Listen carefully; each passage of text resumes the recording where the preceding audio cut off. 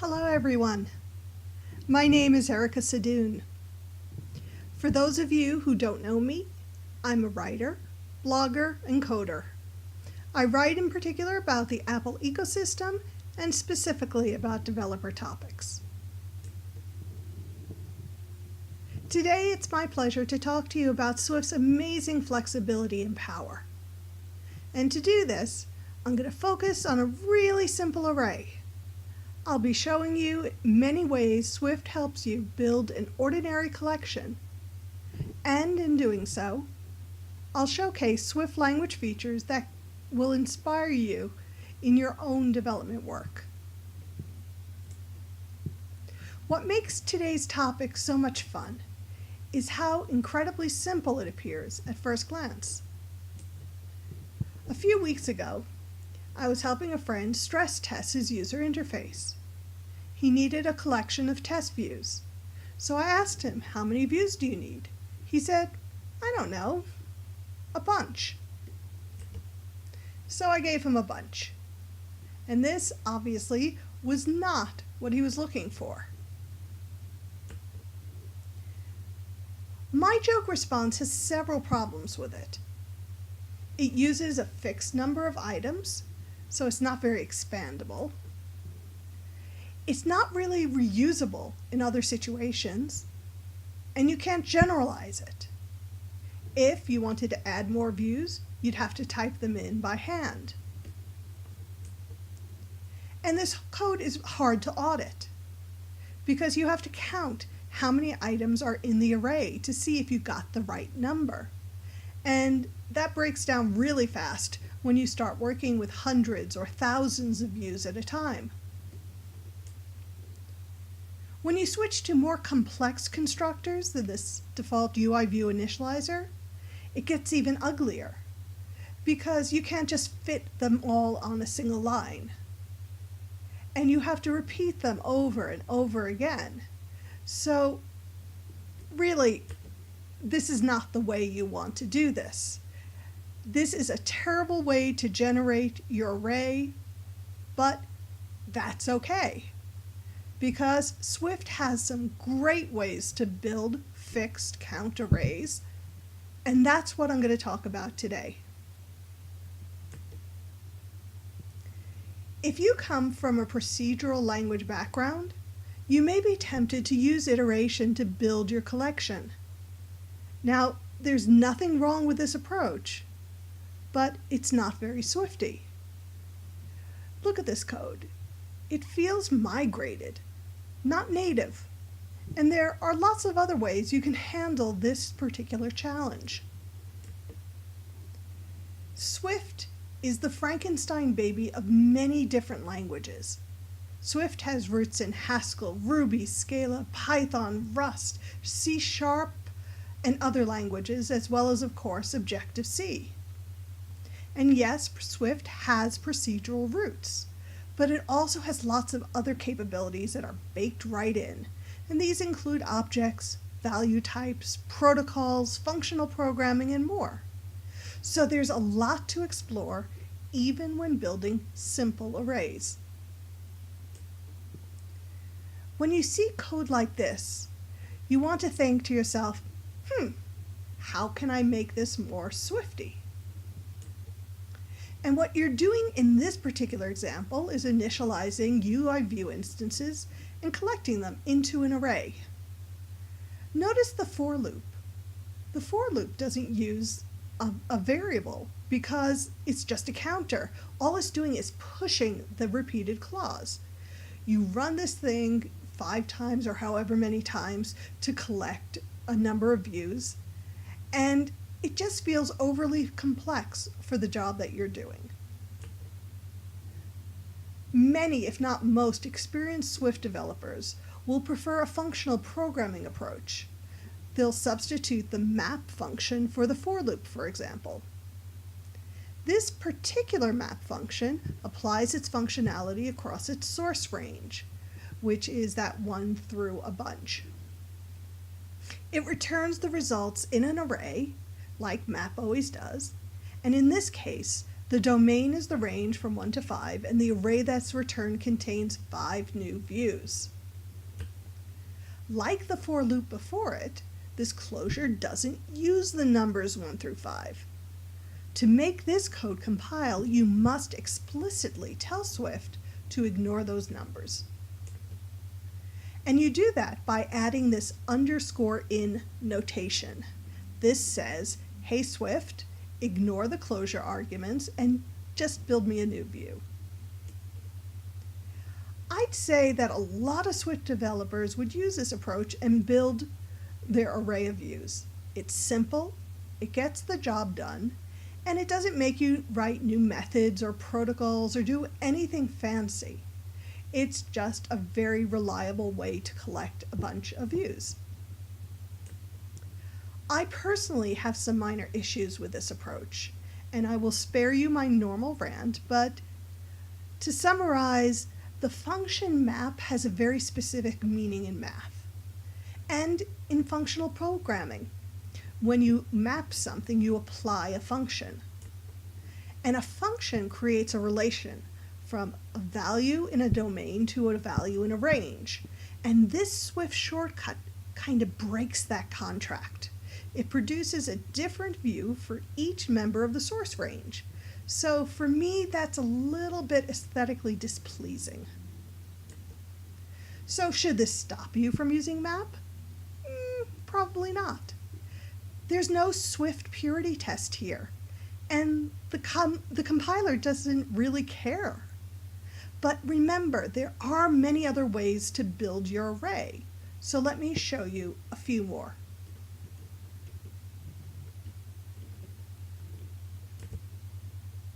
Consider what this call does. It's a constructor. It creates a new view. And that means it's just a shorthand for calling a view initializer, and specifically this one with a 0 frame. When you want to create a view instance, you're really just saying this can be constructed.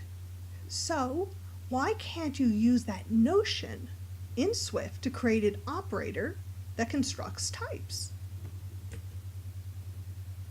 You start off to do this by looking at protocols. Protocols create a blueprint for a single semantic notion, like equatable or hashable or collection. And here I've created a new protocol that I call constructible, and it means something that can be constructed using init.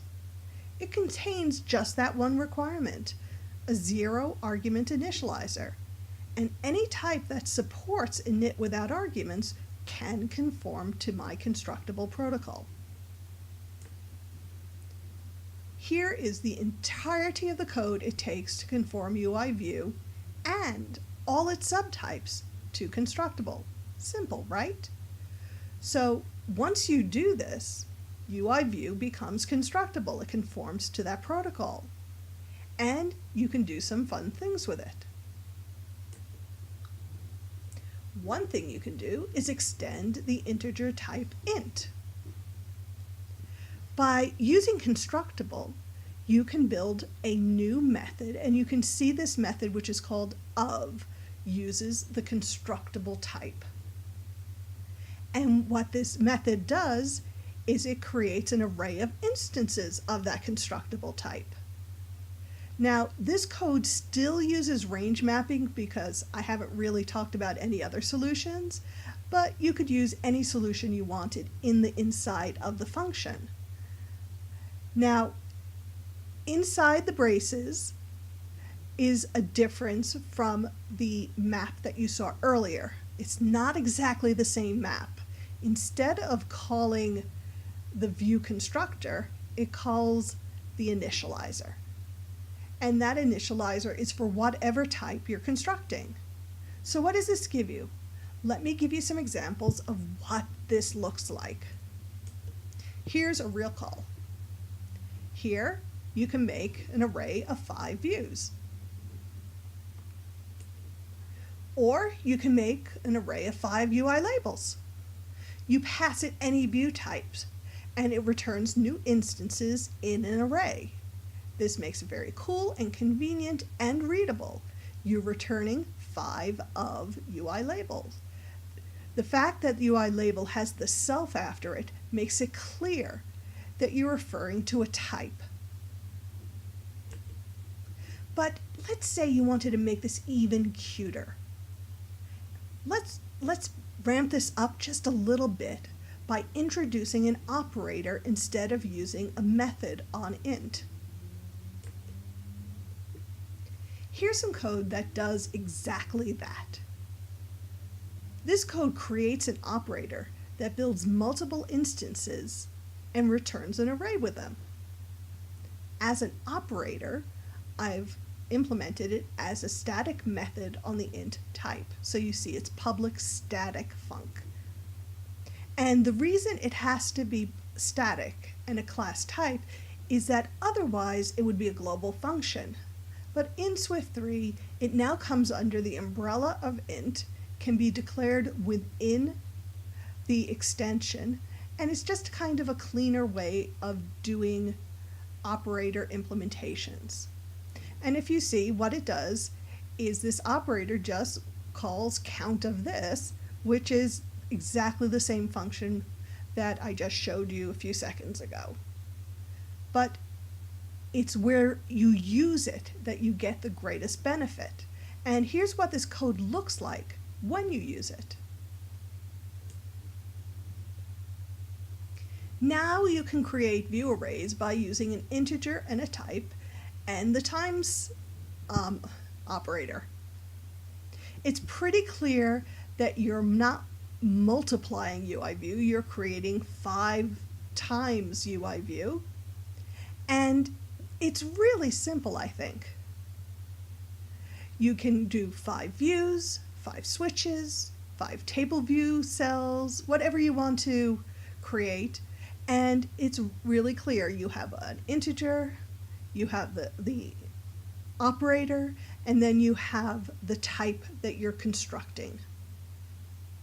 But what if you're not so much interested in constructing an instance, but in generating any kind of type? For example, what if you wanted to build an array of random numbers? Using an initializer won't get you very far unless you build a new random number type. And honestly, I don't want to build a new random number type. So surely there's a better approach here. I generate random numbers using arc4random uniform. And this returns integers between 0 and n. It doesn't actually hit n, it's up to but not including n. That's its maximum value. And because arc4random and all of its little variations, because they live in the BSD world and we live in Swift world, we have to do things to convert from its kind of numbers to ours. As you can see, getting an integer out of arc4random uniform is not the cleanest call in the universe. If you want to create an array with several random numbers, this can get really ugly really fast. So what can you do? Well, the first thing I would do is move it more Swiftwards and convert this closure, or convert this call to a closure, and make that a closure that generates random numbers one by one on command. And what you see here is that I have built this generator simply by surrounding the call with braces. All the type conversions, everything is there, but it just has braces around it. And that means that to generate a new random number over and over, however many times I want to, all I've got to do is call it with a pair of parentheses because it takes no arguments. It's a 0 argument closure. And once I do that, I can call the random number generator as many times as I want.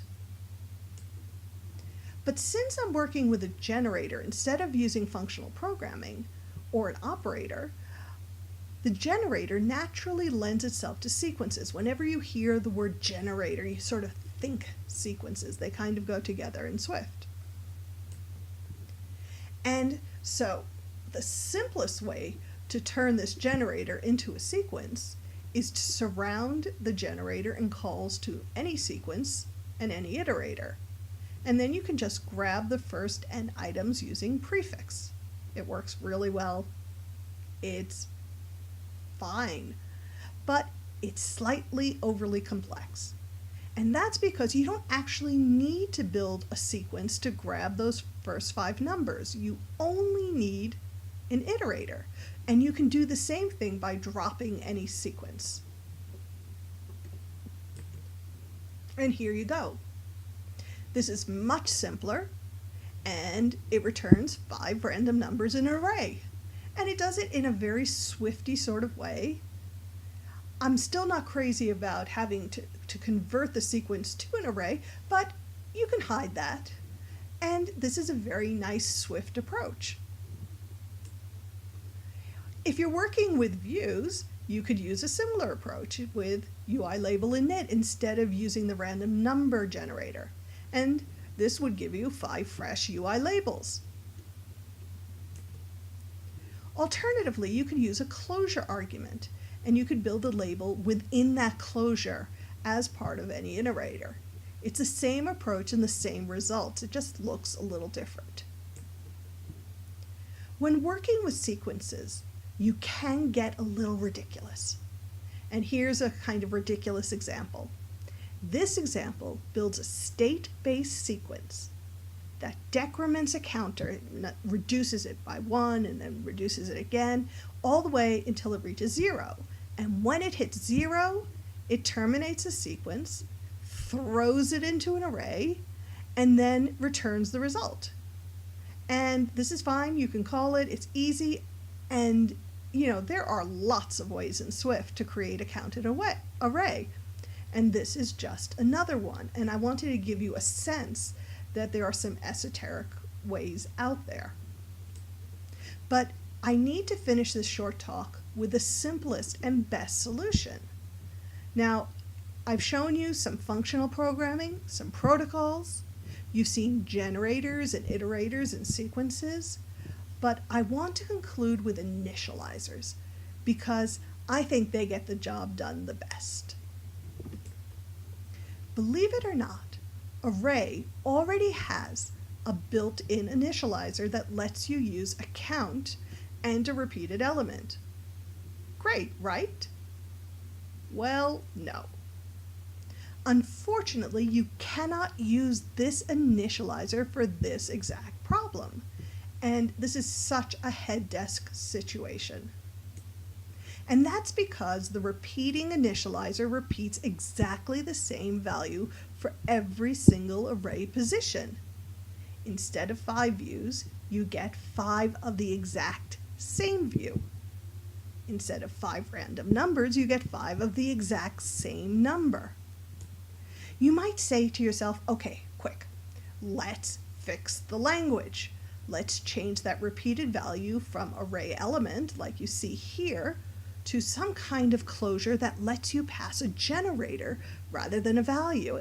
But unfortunately, you can't do that without changing the language or changing the routine to a different name. In other words, you can't overload this with different functionality and different arguments. And this was recently brought up on the Swift evolution list, which is where Swift evolves and becomes the new version, and it's run by Apple. The idea was brought up, and it was immediately shouted down. Even though this is a super common workflow, I use it for user interface stress testing, in mathematical simulations, and lots of other places where you just want to create arrays of values. The members of the Swift evolution list felt that this change would be too disruptive. And one reason for this is that you always want to put closure arguments last. And the built-in API in its current state puts its repeated value first. So instead of breaking Swift again, or offering an alternative API through the standard library. At this point, it's left up to you to create your own array extension to provide this functionality. And fortunately, this is simple and easy to do. And here's how I would build it. Here's my great way of doing it. This is an initializer. It's part of a public extension, and it takes two parameters, a count and a generator. And because the generator is the last argument, you can use it directly or as a trailing closure. And there's not much code here. There's a precondition that ensures you don't pass a negative number.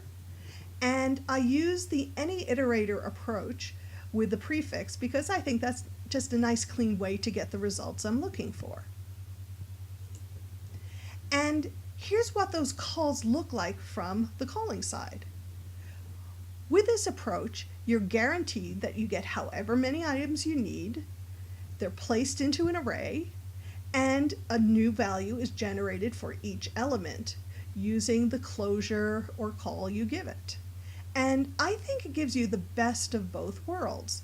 And as you see here, you can either, with UI views, pass UI view init, or you could use a trailing closure, or you could use that closure as an argument, however you want to do it. While I could have easily given you another dozen or more approaches, and trust me, I had to cut out so many of them to make this talk fit into the time given to me, I wanted to showcase Swift's flexibility, even for a simple problem like this. And Swift really is super flexible. After this talk, I'm hoping that you've gotten a glimpse of how hugely, mind-bogglingly flexible it is. And it takes just a tiny bit of code to populate an array. But that's just peanuts compared to how many different ways you can use closures and protocols, sequences and constructors, initializers and functional programming in your everyday development. If you'd